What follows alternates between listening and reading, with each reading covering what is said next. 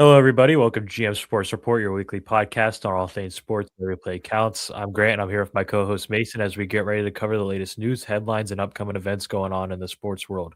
Make sure to like, comment, and subscribe to see all things GM Sports Report. Mason, how are you doing today? Doing pretty good, Grant. How are you? I'm doing good. We got a few topics to get into. It is starting to get into the slower part of the year for sports, but with baseball starting up soon, we'll have more to talk about then. But we'll go ahead and begin with our hot take of the week. So, Mason, what is your hot take for this week? My hot take is that I think that the Yankees will be a bottom two team in the AL East.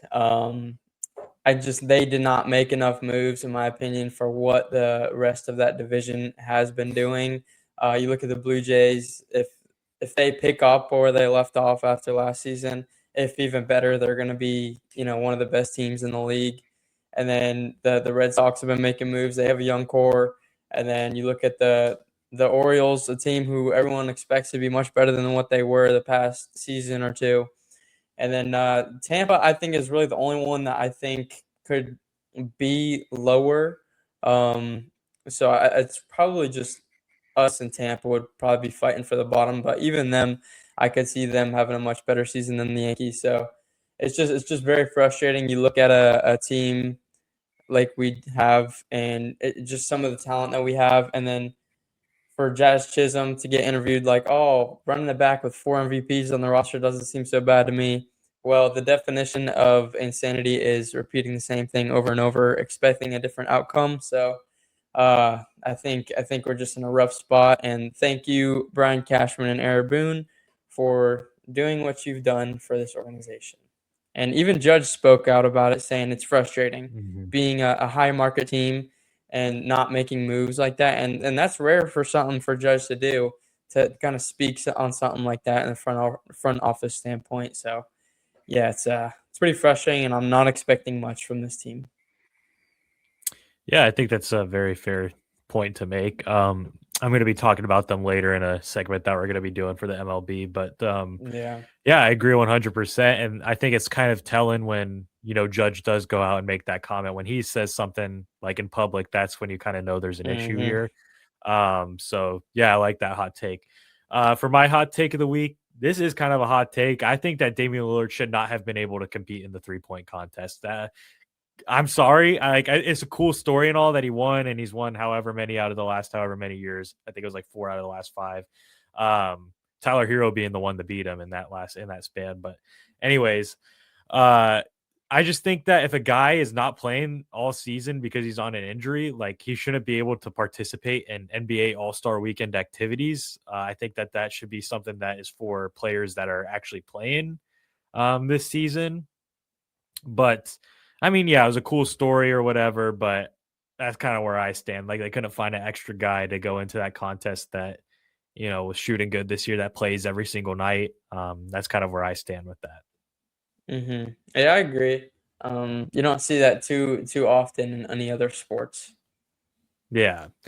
And I get it when it's like the dunk contest. Like there's like this last dunk Yeah, yeah. contest, there's people you've like never even heard of before that are in it. It's just they need to touch up on those things. The skills competition, the 3-point contest, and the dunk contest. They Hmm. need to touch that up a little bit because as we'll get into in a little, I think they are making steps in the right direction with All Star Weekend. Right.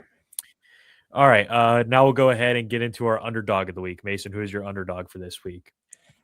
So this guy went from not even being a all-star selection when it was first announced to scoring one of the or being one of the leading scorers in the all-star game, and that's Kawhi Leonard. Against the World, he had 31 out of 48 points, shot 85% field goal, 85% from three.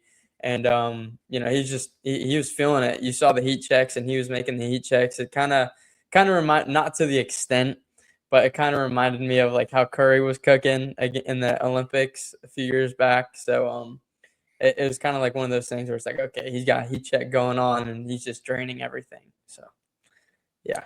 Yeah, I like that pick because I don't understand how he wasn't an all-star to begin with. I don't understand how it took an Hmm. injury replacement for him to be selected because he's put up one of the best years of his very already well-decorated career. Yeah. Um, Yep. So I'm glad that you shouted him out there because he was amazing. He should have probably won MVP in that event, but If they won, I think. yeah, but I actually have something to say about that, but I'll wait for that. Okay. Um, for my underdog of the week, I'm going with the guy that last week I said would win the dunk contest and was looked at like I was crazy. And that is Keyshawn Johnson, who I called winning the dunk contest. I told you that he was a very athletic player. It was just kind of cool to see him, talk about himself after the dunk contest, saying how he's ready to have his chance in the league. Because I have been, as a Heat fan, I have been pounding the table for more Keyshawn Johnson minutes. I think that he reminds me a lot of Derrick Jones Jr. when he was on the Heat. Just a very athletic guy that can give you some explosive minutes and can change the game and change the tempo, really, just from an excitement standpoint. So I really hope that this means good things for Keyshawn Johnson's future because he's a very hard worker and obviously, as we saw over the weekend, a very bright personality. So my underdog is Keyshawn Johnson. Nice. All right. So we'll stick with the NBA going over to All-Star Weekend. We'll kind of just go over it all. Kind of the headline being the new All-Star Game format. Mason, what were your thoughts on this?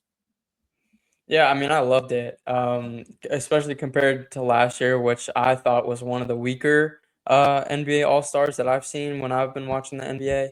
But Wemby, he came out and I think it was the first game. He set the tone with the intensity against, I think it was the Stars, and just how it should be played. So you saw him and Ant kind of going back and forth, which was great to see. And then I thought the pacing was great as well. Again, compared to last year where it was just Kevin Hart kind of telling jokes the whole time. They're actually interviewing the players probably prior, but they were showing it in between the games and kind of keeping it basketball related rather than a comedy show with some basketball here and there. So I thought it was absolutely great. Obviously, like you mentioned, there's some things to touch up on, but the intensity wise and entertainment I thought was great. The last game obviously wasn't the best just because you could tell the old heads kind of started losing the steam a little bit when the younger guys were really feeling it at that point. So yeah, I can't wait for next season and just kind of see how it improves. Yeah, I agree. I think as far as a entertainment product, this was a much more watchable game than what we've seen in Hmm. previous years. I mean, last year was just I think last year was probably the worst one we had ever seen.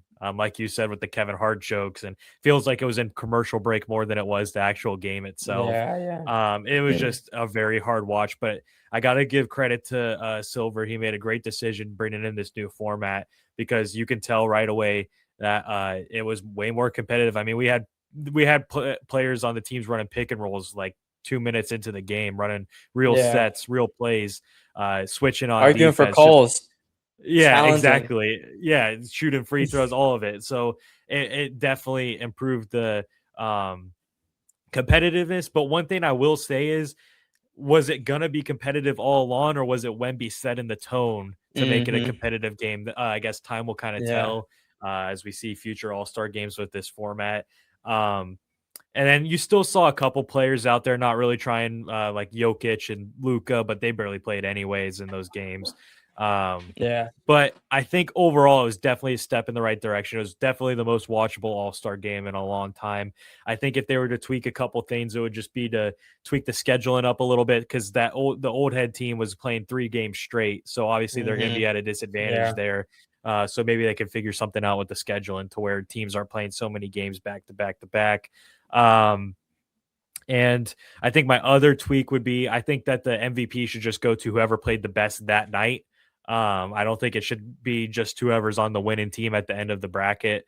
I think that whoever had the best performance in one of those games throughout the night should be able to win the MVP. So obviously, that's why I was saying I think Kawhi Leonard should have won the MVP award.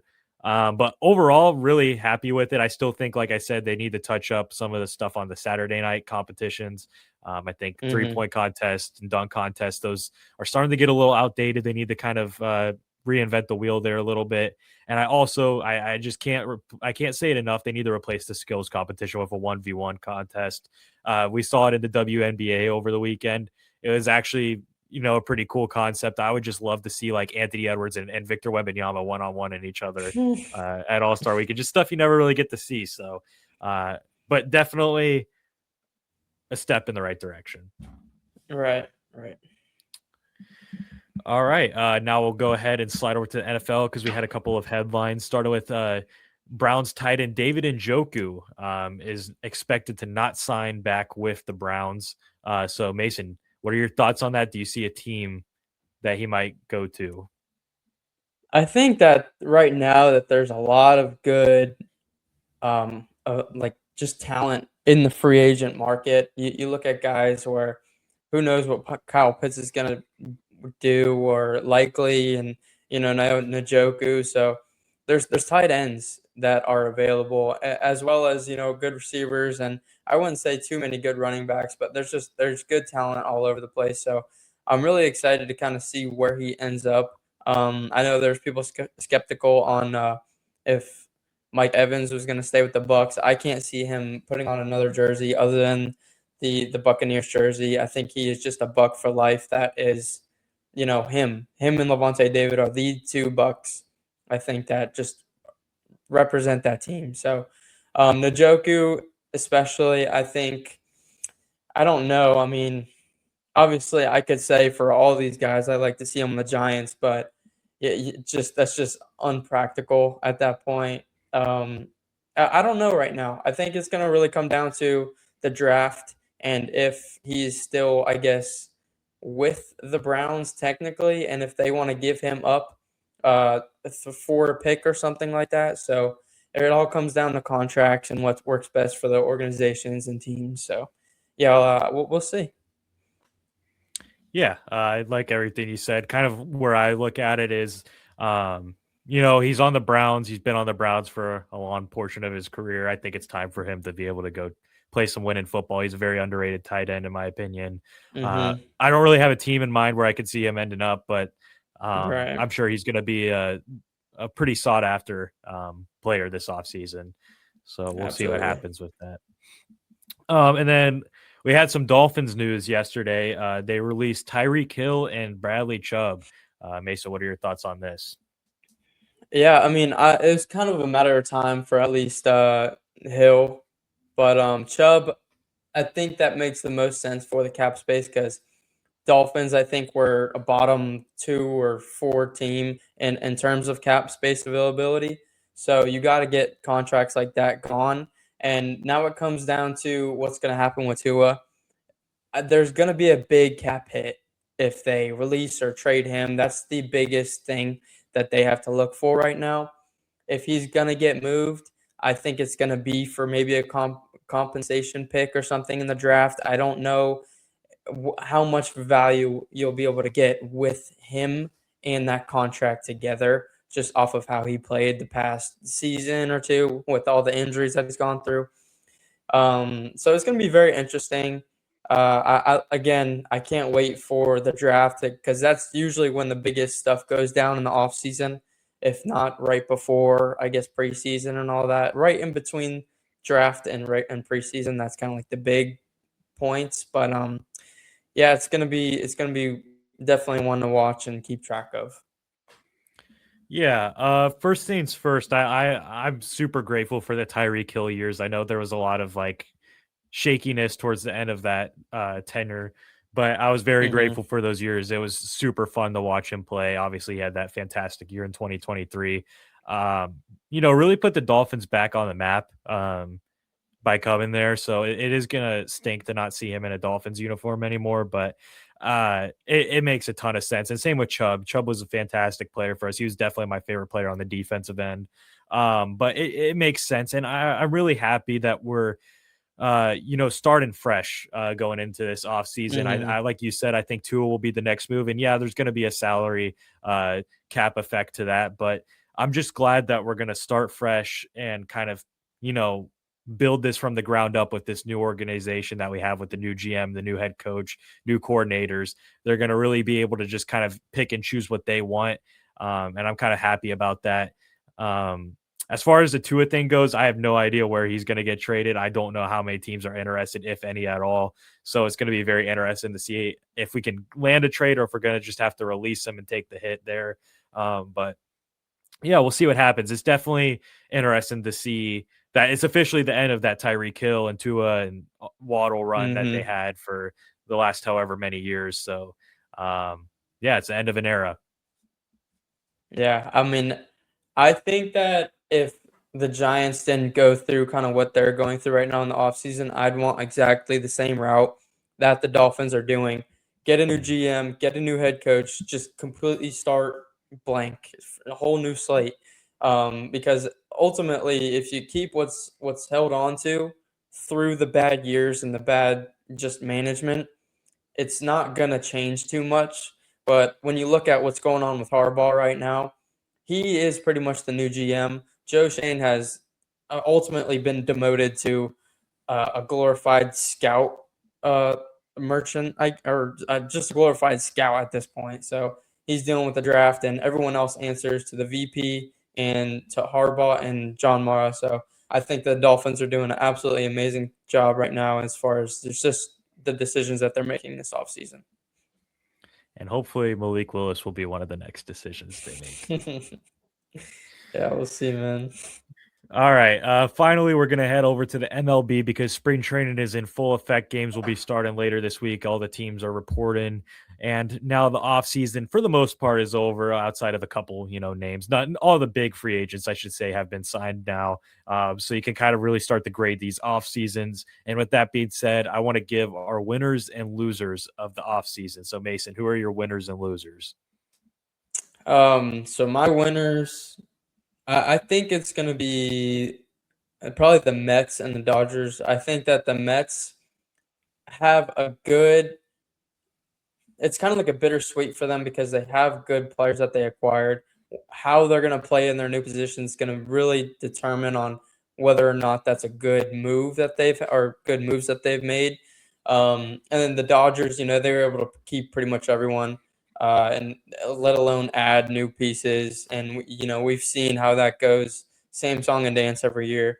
So that's just how that goes. And my losers, really the only team that I've been really watching is just the Yankees, and I got into that already, so I'm sure, like you mentioned, you have some comments. But yeah, those are my winners and losers. Yeah, so winners, I have the same exact teams. I think the Dodgers are obviously the biggest winners when you go get the best closer in baseball and Edwin Diaz. You go get the best free agent Hmm. overall and Kyle Tucker. Um, you know, you can hate on them all you want, but they're going to spend the money at the end of the day and build the best team possible. So they are winners at the end of the day, and that's why they're on my winners list. And the Mets, I think that they had a good offseason. But I will say, like you were saying, with the whole position, out of position players and stuff with Bo Bichette and Jorge Polanco. I mean, I don't know if you saw those clips of Bo Bichette fielding the other day. He was taking ground balls. I feel like I could go out on the field and make it look more fluent than him. Those were brutal. So I hope that it works out for them, but I could see it easily going south really quickly and Bo having to like DH or something for the whole year. But we'll see what happens with that. I do think they made some good signings and some good trades. And then my losers, I went Yankees as well. I just think, you get beat by the Blue Jays in the divisional round, and you look and they're still signing guys. Like they went and signed Akamoto, they signed Dylan Cease. So they still, improved their roster. They lost Bo, but to be fair, they didn't have Bo in that series where they beat the Yankees either. Nope. So, they added to that team and made it already better. The Red Sox made some good acquisitions. They did lose Alex Bregman though, so I don't know if the Red Sox will be better than the Yankees. I think that's kind of like the two teams where I could see them flipping in and out for third because Mm, I think it'll be Blue Jays in first, Orioles in second, and then that third seed I think I could see going either way to Red Sox or Yankees, and then the Rays are kind of just there. But to see yeah. these teams in the AL East, not improving and you're the New York Yankees. Like kind of like what Aaron Judge was saying the other day. You're the New York Yankees. Like, how are you not going out and signing some of these names? It's kind of questionable, but maybe they're just very confident in their team, very confident in their prospects that they might rely on, very confident some players coming back from injuries with Garrett Cole and Oswaldo Cabrera. Maybe, we'll see what happens. But my other loser, I'm going with the Milwaukee Brewers. This was a team that had the most wins in baseball, and they lost their Rookie of the Year candidate in Durbin. They lost Freddie Peralta, who was their ace on the team. They have not made any acquisitions whatsoever, so it's kind of hard to, see what route they're going. It seems like every year Mhm. they take 2 steps back, but then the season starts and they miraculously win the NL Central every year. So it's kind of hard to put them in the losers after their track record. But I mean, when you look at the moves they've made, it's not anything positive. So I don't know how you can put them as winners or even as just like a mediocre team. I feel like they're definitely blatantly making moves going backwards. So that's what puts them in my losers. But I wouldn't be surprised if they end up winning the NL Central again. Yeah, man, it'll be interesting. Yeah, it'll be interesting. Spring trade starting back up later this week, so looking forward to getting into more baseball conversations. And yeah, that's pretty much going to wrap up this episode. So thank you guys for tuning in to this week's episode of GM Sports Report, where every play counts. Please make sure to like, comment, and subscribe to be able to see our weekly episodes on all things sports. For additional content, check the description to see links to our Instagram and TikTok account. This is Grant and Mason signing off for now. Have a great week, everybody. Aaron Boone is a Philly spy.